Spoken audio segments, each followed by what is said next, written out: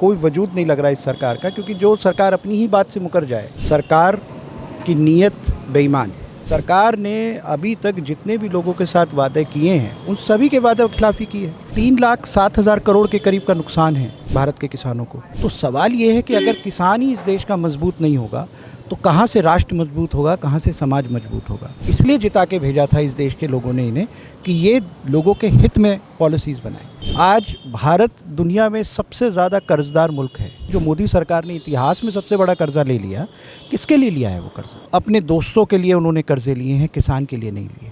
सोच रही है तो सिर्फ अडानी अंबानी के बारे में सोच रही है, अपने उद्योगपति मित्रों के बारे में सोच रही है। कहीं ना कहीं वो दो लोग हैं जो इस वक्त मोदी जी के चहेते हैं, उनके बहुत करीबी हैं। आज गरीब अपने बच्चों को पढ़ाने की स्थिति में नहीं है। क्या 3,07,000 करोड़ रुपए का जो नुकसान धान के किसान को हुआ है, क्या वो देश के लोग नहीं हैं? हिंदू मुसलमान की सांप्रदायिक राजनीति करके, जातिगत राजनीति करके ये वोट के आंकड़ों में जीत रहे हैं। कहीं किसी की वोट काटी जा रही है, कहीं किसी को वोट डालने नहीं दिया जा रहा है। क्योंकि मीडिया पे कंट्रोल है तो परसेप्शन सरकार बनाने में उसको आसानी है।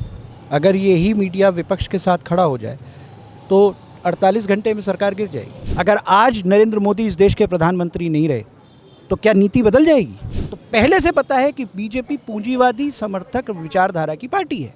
अगर हम किसान 13 महीने तक दिल्ली में बैठे रहे तो हमारे पास एक वैलिड रीज़न था उसमें बैठे। हमें अधिकार है कि हम जहाँ चाहें वहाँ अपना विरोध प्रदर्शन करें। आंदोलन की बदौलत ही ये देश आज़ाद हुआ है।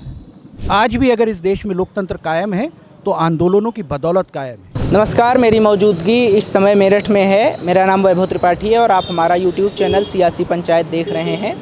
संयुक्त किसान मोर्चा किसान संगठन का एक डेलीगेशन आज मेरठ में कलेक्ट्रेट में राष्ट्रपति के नाम डीएम को ज्ञापन सौंपता है। किसानों की विभिन्न मांगों को लेकर के ये किसान जो है वो जाते हैं और राष्ट्रपति के नाम डीएम को ज्ञापन देते हैं।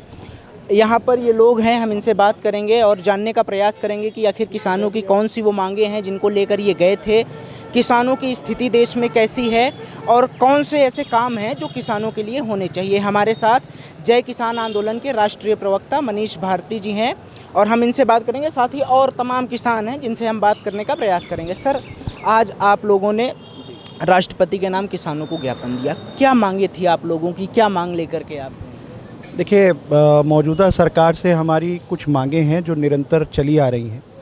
13 महीने का जो किसान आंदोलन हुआ और उस आंदोलन में जो सरकार ने लिखित मांगे मानी, उसके बावजूद आज तक वो मांगे जो हैं उनके ऊपर काम नहीं हुआ, उनको माना नहीं गया। गांव देहात की भाषा में तो कहते हैं जिस आदमी का ज़बान नहीं वो उस आदमी का कोई वजूद नहीं। मौजूदा सरकार उसी बात को सच्चाई पे लेके आ रही है कि कोई वजूद नहीं लग रहा इस सरकार का, क्योंकि जो सरकार अपनी ही बात से मुकर जाए, लिखित आश्वासन से मुकर जाए, तो ऐसी सरकार के को जगाने के लिए, उसके बहरे कानों में अपनी बात डालने के लिए आज संयुक्त किसान मोर्चे की तरफ से एक आह्वान था, राष्ट्रव्यापी आह्वान किया गया है। इसमें अलग अलग संगठन जो देश के संयुक्त किसान मोर्चे से जुड़े हुए हैं उनको जेल भरो, सड़क रोको, इस तरीके का आह्वान था। लेकिन पश्चिमी यूपी में क्योंकि इस वक्त कावड़ चल रही है, तो क्योंकि मैं संयुक्त किसान मोर्चे का जो सेक्रेटरीट है उसमें भी उसका भी मैं हिस्सा हूँ, जो सीमित लोगों का एक जो डिसीजन मेकिंग बॉडी होती है, तो वहाँ ये डिसाइड किया गया कि पश्चिमी यूपी को हम इसमें से एग्जेम्प्ट करते हैं और हम सिर्फ राष्ट्रपति के नाम ज्ञापन देंगे डीएम साहब के थ्रू। तो आज हम सब लोग अलग अलग संगठनों से इकट्ठे हुए हैं और हमने आज राष्ट्रपति के नाम ज्ञापन दिया है। ये मेन जो मांग है वो ये है कि किसान आंदोलन जब हुआ था तो कुछ वादे सरकार की तरफ से किए गए थे, वो वादे आज तक पूरे नहीं किए गए। तो क्या कारण लग रहा है, क्योंकि ये देशव्यापी आंदोलन है जो आप लोग कर रहे हैं, मध्य प्रदेश से लेकर पूरे भारत में ही ये चल रहा है, तो ये क्या कारण है कि सरकार किसानों की स्थिति को नहीं समझ रही है, वो बात नहीं समझ रही है और किसानों की मांगों को नहीं मान रही है? देखिए, जब बेईमानी होती है चरित्र में तो वो व्यवहार में झलकती है। सरकार की नीयत बेईमान है और क्योंकि वो बेईमान है इसलिए वो कोई भी वादा, वो सिर्फ बात किसानों की नहीं है। सरकार ने अभी तक जितने भी लोगों के साथ वादे किए हैं उन सभी के वादे खिलाफी की है। अभी हाल ही में देख लीजिए, जो जंतर मंतर पे बच्चों का आक्रोश था, उसमें भी जो वादे सरकार ने किए हैं आज वो सरकार उससे बिल्कुल उल्टा चल रही है। और आज जो हमने ज्ञापन दिया है उसमें ना सिर्फ वो पुरानी मांगे हैं, उसमें कुछ नई मांगे भी जुड़ी हैं।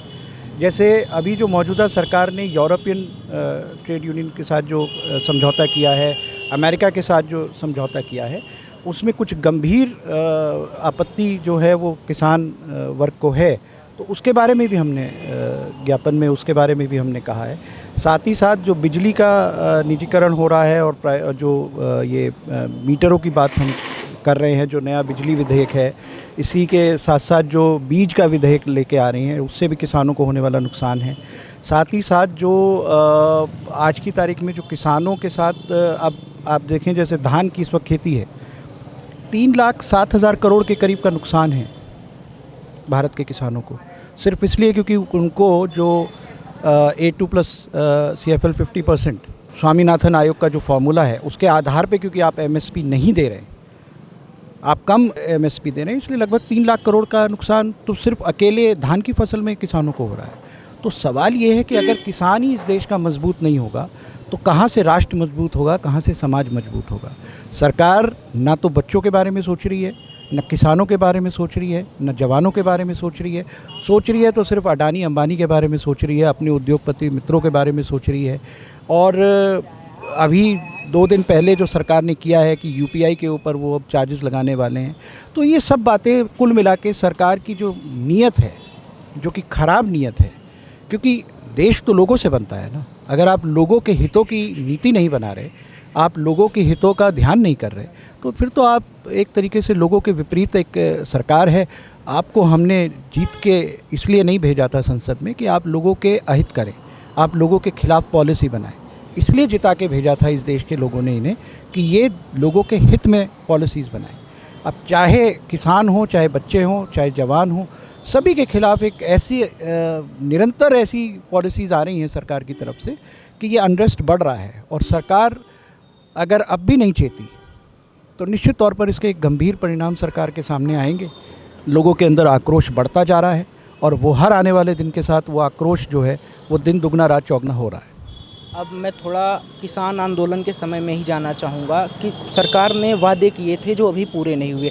कौन से ऐसे वादे हैं जो सरकार ने उस समय किए थे और आज तक वो पूरे नहीं हुए, जिसकी लड़ाई आप लोग लड़े? MSP की गारंटी नंबर 1, MSP का फॉर्मूला जो स्वामीनाथन आयोग के आधार पर होना था।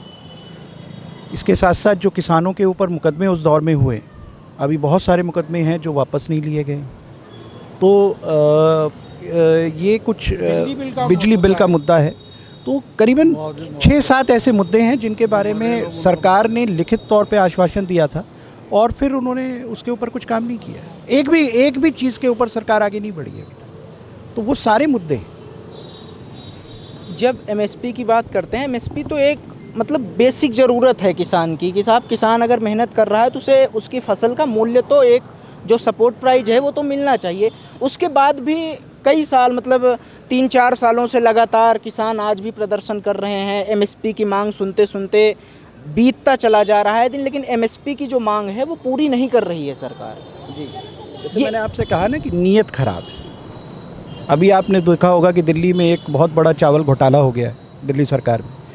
गरीब आदमियों के लिए जो अनाज था उसको उन्होंने दूसरी प्राइवेट कंपनी को बेच दिया। तो जो ये सरकार करना चाहती है परोक्ष रूप से या अपरोक्ष रूप से, लोगों के सामने कानूनी रूप से या गैर कानूनी रूप से, ये सब वो काम कर रही है, लेकिन किसान को MSP का दाम नहीं देगी। आज भारत दुनिया में सबसे ज़्यादा कर्जदार मुल्क है। किस लिए? क्या वो किसानों को MSP देने के लिए कर्जा लिया है? किस लिए लिया है? ये जो कर्जा सरकार ने लिया है, जो मोदी सरकार ने इतिहास में सबसे बड़ा कर्जा ले लिया, किसके लिए लिया है वो कर्जा? वो कर्जा लिया है अपने उद्योगपति मित्रों के लिए। उनके लिए इंफ्रा बनाते हैं और उसके बाद कौड़ियों के दाम पे उन्हें इंफ्रास्ट्रक्चर दे देते हैं, चाहे वो हवाई अड्डे हों, चाहे वो सड़कें हों, शिपिंग यार्ड हों। तो ये जो ऐतिहासिक रूप से सबसे ज़्यादा कर्जदार देश आज की तारीख में मोदी रिजीम में हैं, वो अपने दोस्तों के लिए उन्होंने कर्जे लिए हैं, किसान के लिए नहीं लिए। किसान की MSP को कहते हैं इससे अर्थशास्त्र बिगड़ जाएगा, इससे महंगाई बढ़ जाएगी। क्या महंगाई कम है? क्या इन्फ्लेशन डाउन है? क्या आज की तारीख में लोगों के जीवन का स्तर बढ़ा है? क्या ग्रामीण क्षेत्र में लोगों की आमदनी बढ़ी है? नहीं बढ़ी। तो फिर आपने ये कर्ज़ा लिया क्यों? तो दोस्तों के लिए कर्ज़ा ले रहे हैं, दुनिया जहान से कर्जा लेके अपने दोस्तों पे लुटा रहे हैं। देश की जितनी भी आर्थिक समस्याएं हैं उनके केंद्र बिंदु में कहीं ना कहीं वो दो लोग हैं जो इस वक्त मोदी जी के चहेते हैं, उनके बहुत करीबी हैं। सारे देश को लूट खसोट के इन्होंने बर्बाद करके रख दिया है। लेकिन किसान को एमएसपी नहीं देंगे, छात्रों को नौकरी नहीं देंगे, बढ़िया इंफ्रास्ट्रक्चर नहीं बनाएंगे, स्कूलों में शिक्षा नहीं देंगे। शिक्षा आज की तारीख में गरीब आदमी के बस से बाहर हो गई है। आज गरीब अपने बच्चों को पढ़ाने की स्थिति में नहीं है। तो ये सब कुछ चीज़ें प्राइवेटाइज़ करेंगे, ये सारे संसाधन अपने दोस्तों को देंगे। ये सारे संसाधन बीजेपी खुद अपने कार्यालय को देख लीजिए आप। आज बीजेपी दुनिया की सबसे मालदार पार्टियों में से एक है। क्यों? क्योंकि लूट खसोट, संगठित लूट चल रही है, आम आदमी को नहीं देना है। गांव और खेती, जो ग्रामीण अर्थव्यवस्था है, अगर आप उसको देखेंगे तो आज भी लगभग 70% लोग ग्रामीण अर्थव्यवस्था पर हैं। खेती में आप उस आंकड़े को थोड़ा कम कह सकते हैं, लेकिन कुल मिला के 70% तो लोग आज भी गांव में रह रहे हैं ना। उन गांव में रहने वाले लोगों के लिए सरकार ने क्या करा? अगर एमएसपी जैसे बुनियादी चीज़ें भी आप नहीं कर पा रहे हो, आप गन्ने का अच्छा रेट नहीं दे पा रहे हो, आप बाकी फसलों का अच्छा रेट नहीं दे पा रहे हो, एमएसपी गारंटी आप नहीं दे रहे हो, क्या 3,07,000 करोड़ रुपए का जो नुकसान धान के किसान को हुआ है, क्या वो देश के लोग नहीं हैं? क्या ये उनका नुकसान नहीं है? तो ये सरकार की जो मंशा है वो कहीं से कहीं तक किसानों के हित में तो नहीं है। हिंदू मुसलमान की सांप्रदायिक राजनीति करके, जातिगत राजनीति करके ये वोट के आंकड़ों में जीत रहे हैं। डेटा माइनिंग की मदद ले रहे हैं, उससे इनको पता है कि 5,000 वोट यहाँ से वहाँ हो गए तो तुम सीट जीत जाओगे। इसीलिए जीत का अंतर आप लगातार देखोगे तो घट रहा है, कहीं 4,000 से, कहीं 2,000 से, कहीं 1,000 से जीत रहे हैं, क्योंकि इनके पास संसाधन है, ये उस तरह का काम कर सकते हैं। तो ये गणित लगा के ज़रूर अपने चुनाव जीत रहे हैं, लेकिन लोग इन्हें नहीं जिता रहे हैं। ये ध्यान रखिएगा, लोग इनके खिलाफ़ हैं। कहीं किसी की वोट काटी जा रही है, कहीं किसी को वोट डालने नहीं दिया जा रहा है, कहीं जो है वो परिसीमन को बदला जा रहा है। तो ये आंकड़े हैं, ये एक अर्थमेटिक्स है जिसके थ्रू ये लोग चुनाव जीत रहे हैं। लेकिन जहाँ तक लोगों का सवाल है, लोग इन्हें चुनाव नहीं जिता रहे, क्योंकि लोगों के हिसाब से ये काम नहीं कर रहे। ना ये छात्रों का कुछ कर रहे हैं, ना किसानों का कर रहे हैं, ना जवान का कुछ कर रहे हैं। जब सर देश में कोई भी आंदोलन होता है तो हम ये देखते हैं कि एक जो परसेप्शन बनाया जाता है लोगों में कि ये सरकार विरोधी लोग हैं, इनका काम अपनी मांगों को मानना नहीं है, इनका काम सरकार का बहिष्कार करना है। जंतर मंतर पे हमने देखा, या किसान आंदोलन के समय में भी हमने ये देखा था, और आज भी हर जगह यही बातें आती है। तो जो किसानों की मांग है, किसानों को कोई राजनीतिक विकल्प दिख रहा है, वो अपनी मांगों के लिए आ रहे हैं, या सच में जो परसेप्शन बनाया जाए, इस पर आप क्या कहना चाहते हैं? देखिए, क्योंकि मीडिया पे कंट्रोल है तो परसेप्शन सरकार बनाने में उसको आसानी है। अगर यही मीडिया विपक्ष के साथ खड़ा हो जाए तो 48 घंटे में सरकार गिर जाएगी। परसेप्शन का जहाँ तक सवाल है, मेरा तो आग्रह इस देश से ये है, इस देश की जनता से ये है कि वो बजाय इसके कि वो ये कहे कि साहब आंदोलनकारी हैं, ये तो विरोध कर रहे हैं, उन्हें विषय को देखना चाहिए। विरोध अगर कर रहे हैं तो किस विषय पे कर रहे हैं? अगर आज बच्चे जंतर मंतर पे विरोध कर रहे थे तो उनके पास एक वैलिड रीज़न था ना विरोध करने का। अगर आज झारखंड में बच्चे विरोध कर रहे हैं तो उनके पास एक वैलिड रीज़न है। अगर हम किसान 13 महीने तक दिल्ली में बैठे रहे तो हमारे पास एक वैलिड रीज़न था उसमें बैठने का। तो बजाय इस परसेप्शन के कि हम सरकार का विरोध कर रहे हैं या समर्थन कर रहे हैं, इस देश के जागरूक लोगों को अब ये सोचना पड़ेगा कि वो ध्यान दे इस बात पर कि आखिरकार लोग अगर एजिटेशन कर रहे हैं, लोग अगर आंदोलित हैं, तो उनका मानना क्या है, उनका विषय क्या है। और अगर विषय गलत है तो ठीक बात है, आप आंदोलन का समर्थन मत करिए। लेकिन अगर विषय जायज़ है, अगर उनकी मांगें ठीक हैं, अगर उनकी मांग जायज़ है तो। और ये मैं आपको बड़ा अच्छा उदाहरण देता हूँ मेरठ का ही। लोग कहते हैं शांतिपूर्वक आंदोलन करिए, एक कोने में बैठ जाइए। हमारे इस मेरठ में पिछले 40 सालों से हाई कोर्ट बेंच का एक आंदोलन चल रहा है। उससे बड़ा शांतिप्रिय आंदोलन इस देश के इतिहास में कहीं नहीं है। लगभग आप देखेंगे करीबन 40 साल से सैटरडे को नो वर्क हो जाता है पूरे पश्चिम यूपी में। अधिवक्ता लोग काम नहीं करते हैं, बिल्कुल पीसफुल उनका विरोध चल रहा है। 40 साल में सभी सरकारें आ गई, कांग्रेस की भी, बीजेपी की भी, सपा की भी, बसपा की भी। क्या उनकी मांगों के बारे में किसी ने सोचा? क्या मेरठ का आम आदमी उन लोगों के साथ, उन वकीलों के साथ जुड़ के खड़ा हुआ? नहीं हुआ। क्योंकि एजिटेशन को आपको, जब तक आप उसकी आवाज़ को मुखर नहीं करोगे, तब तक लोग आपको नहीं सुनेंगे। जब तक आप उस आवाज़ को मुखर नहीं करोगे, सरकार उसकी बात को नहीं सुनेगी। इसलिए ये नैरेटिव ही गलत है कि आप कोने में बैठ जाइए, आपको सड़क रोकने का अधिकार नहीं है। क्यों नहीं है अधिकार? अगर सरकार हमारी बात नहीं सुन रही तो ये सड़क भी तो हमारी ही है ना, ये सड़क भी हमारी है, ये देश भी हमारा है। हमें अधिकार है कि हम जहाँ चाहें वहाँ अपना विरोध प्रदर्शन करें। अगर सरकार को लोगों की तकलीफ़ से परेशानी है, अगर सरकार लोगों के प्रति इतनी संवेदनशील है कि उसे दिक्कत आती है, तो हमारी मांगों को सुनो, तुरंत में उन्हें उनका हमारा मसला हल करो, हमसे बात करो। जंतर मंतर पे 20 दिन तक बच्चे बैठे रहे, सरकार ने ये भी नहीं सोचा कि एक बार जाके बात कर लें। 13 महीने तक हम लोग बैठे रहे, सरकार ने आतंकवादी तो बता दिया, खालिस्तानी तो बता दिया, पाकिस्तान फंडेड तो बता दिया, विदेश से पैसा आ रहा है बता दिया, लेकिन बात नहीं करी। और ये एक ही नैरेटिव है, ये पूरा मीडिया जो जिसे हम सो कॉल्ड गोदी मीडिया कहते हैं, ये एक नैरेटिव बनाता है और उस नैरेटिव से आम लोगों को ये समझाने की कोशिश करता है कि ये लोग जो आंदोलन कर रहे हैं, जो अपनी मांगे उठा रहे हैं, ये तो सब देशद्रोही लोग हैं, ये तो गलत बात कर रहे हैं। मेरा आग्रह है इस देश से, पढ़ा लिखा देश है, अब वो पुराना ज़माना गया कि अनपढ़ लोग बहुत ज़्यादा हुआ करते थे, पर मुझे लगता है ये पढ़े लिखे ज़्यादा परेशानी में हैं इस वक्त। इनको अपने थोड़ा सा दिमाग को खोल के देखना चाहिए। विषय आधारित समर्थन और विरोध होना चाहिए। अगर हमारी बातों में दम है, अगर हमारा विषय ऐसा है कि जिस पे विरोध होना चाहिए, तो हमारा समर्थन करें। और अगर हमारा विरोध किसी गलत विषय को लेकर है तो हमारा समर्थन ना करें। पर यह कह देना आउटराइटली कि आप सरकार का विरोध कर रहे हैं इसलिए आपकी मांगे गलत है, ये बेवकूफ़ी है, ये नासमझी है और इस बात से समाज को बचना चाहिए। ये जो नैरेटिव है ये सरकार को बचाने के लिए बनाया गया है, गोदी मीडिया के द्वारा बनाया गया है कि किसी भी तरीके से कुछ भी हो जाए सरकार पे आँच नहीं आनी चाहिए। आप जब सरकार को बचाएंगे तो आप यही सारे रीज़न देंगे, आप इसी तरह की बात करेंगे, लोग गलत हैं, इनकी मांगे गलत हैं, इनकी डिमांड गलत है, बगैर सोचे, बगैर मेरिट पे देखे कि आखिरकार जो लोग कह रहे हैं तो उसके पीछे की मंशा क्या है उनकी। तो ये इम्पॉर्टेंट बात है, लोगों को समझना चाहिए। आंदोलन की बदौलत ही ये देश आज़ाद हुआ है, वरना जो लोग सत्ता में हैं, इनके जो पूर्ववर्ती संगठन थे वो तो सत्ता की गुलामी कर रहे थे आज़ादी के समय। तो आज़ादी इसलिए नहीं मिली कि वो अंग्रेज़ों के साथ थे, आज़ादी इसलिए मिली कि हमने अंग्रेज़ों के ख़िलाफ़ लड़ाई लड़ी, आंदोलन करे, जेल भरी, यातनाएं सही, फांसी पे झूले, इसलिए आज़ादी मिली। उनकी गुलामी करके, माफ़ी मांग के, चिट्ठियाँ लिख के, उनकी जी हजूरी करके, उनके लिए जासूसी करके इस देश को आज़ादी नहीं मिली। आज भी अगर इस देश में लोकतंत्र कायम है तो आंदोलनों की बदौलत कायम है, वरना हर व्यक्ति जो सत्ता में बैठता है वो तानाशाही ही चाहता है। वो चाहता है कि लोगों की आवाज़ दबा दी जाए, लोगों को ख़त्म कर दिया जाए, लोगों के अंदर किसी तरीके का असंतोष न पनपे। लेकिन लोकतंत्र है तो असंतोष होगा। आपकी नीतियों के विरुद्ध बात कर रहे हैं, आपसे कोई व्यक्तिगत झगड़ा नहीं है किसी का, क्या किसी से कोई किसी एमएलए एमपी के खिलाफ थोड़ी लड़ाई हो रही है, सरकार की नीतियों से लड़ाई हो रही है।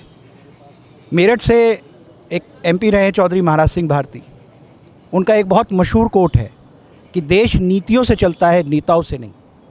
अगर आज नरेंद्र मोदी इस देश के प्रधानमंत्री नहीं रहे तो क्या नीति बदल जाएगी? नहीं। आरएसएस और बीजेपी की जो नीति है वो पूंजीवाद की समर्थक नीति है, वो ऐसे ही चलेगी। मोदी का चेहरा बदल के चाहे आप किसी और को लगा लीजिए। इसलिए ही इस देश में नीति और आज जो सिद्धांत हैं उनके आधार पे पार्टियां बनी, कोई समाजवादी पार्टी बनी, कोई कम्युनिस्ट पार्टी बनी, तो कांग्रेस जैसी ऐसी पार्टियां बनी जो मिश्रित विचारधारा पे आधारित थी। और जब आप बीजेपी की बात करते हैं तो पहले से पता है कि बीजेपी पूंजीवादी समर्थक विचारधारा की पार्टी है। तो चाहे मोदी हो चाहे कोई और हो, बीजेपी जब भी काम करेगी वो पूंजीवाद के समर्थन में करेगी। और जब जब आप पूंजीवाद का समर्थन करोगे तो वही परिस्थिति बनेगी जो आज देश की स्थिति है, पूंजीवाद बढ़ेगा। आज देश के 90% से ज़्यादा की जो संपत्ति है वो मुश्किल से 10% लोगों के पास, 10 भी मैं ज़्यादा कह रहा हूँ, 5-6% लोगों के पास जाके संगठित हो गई, इकट्ठी हो गई। क्यों? क्योंकि ये पूंजीवाद का, यही तो उस पूंजीवाद का असली फॉर्मूला है। यही होता है, जब जब जिस देश में पूंजीवाद बढ़ेगा, जो इक्वल डिस्ट्रीब्यूशन ऑफ वेल्थ, जो एक सोशलिज्म का कोर मुद्दा है, हमारे संविधान का भी हिस्सा है, हम भी इस बात को, हमारा संविधान ने भी इस बात को एक्सेप्ट किया है, इक्वल डिस्ट्रीब्यूशन ऑफ वेल्थ। दो बातें हैं मोटी मोटी, सबको इज्जत सबको रोटी, ये हमारे सिद्धांत हैं। राष्ट्रपति का बेटा हो या निर्धन की संतान, सबकी शिक्षा एक समान। ये सिद्धांत है हमारे, ये नारे हैं जिनके साथ हम बड़े हुए हैं। 100 में 90 शोषित हैं, शोषित ने ललकारा है, धन धरती और राजकाज पे 90 भाग हमारा है। तो ये जो हम बराबरी की लड़ाई की बात करते हैं, जो हम कहते हैं लोगों से कि भाई इस देश के हर संसाधन पे इस देश के हर व्यक्ति का हक है, वो पूंजीवाद से आप नहीं ला सकते। जब जब पूंजीवादी सरकार आएगी तब तक ये डिस्पैरिटी बढ़ेगी, तब तक ये लोगों के बीच में आर्थिक खाइयाँ बढ़ेंगी, लोगों के बीच में द्वेष बढ़ेगा। पूंजीवाद का कोर है, वो लोगों को आपस में लड़ाना चाहता है, बांटना चाहता है। समाजवाद का कोर है, वो लोगों को मिला के रखना चाहता है, एक साथ रखना चाहता है, एक रोटी सब में बांटना चाहता है। तो ये इस देश को समझना होगा कि हम नेताओं का पीछा छोड़ें, हम नीति आधारित निर्णय लें और नीतियों के आधार पर अपने चुनाव का सही तरीके से लें, ताकि अच्छी सरकारें इस देश में आएँ, ऐसी सरकारें देश में आएँ जो गरीब, गुरबा, किसान, मजदूर, उनके हितों को देखे, बच्चों की शिक्षा को देखे। R&D, रिसर्च एंड डेवलपमेंट, लगातार सरकार का बजट गिर रहा है। आप देखो इसरो की क्या हालत कर दी इन्होंने। जो हम दुनिया में जिस पे हम इतराते थे इसरो पे, आज इसरो के पास फंड नहीं है। आज इसरो अपनी R&D पूरी नहीं कर पा रही है। प्राइवेट प्लेयर्स को दे दिया गया है काम कि भैया प्राइवेट कंपनीज आओ और करो काम मज़े से। जो कुछ हमने 70 सालों में कमाया वो सब बांटा जा रहा है, बखेरा जा रहा है।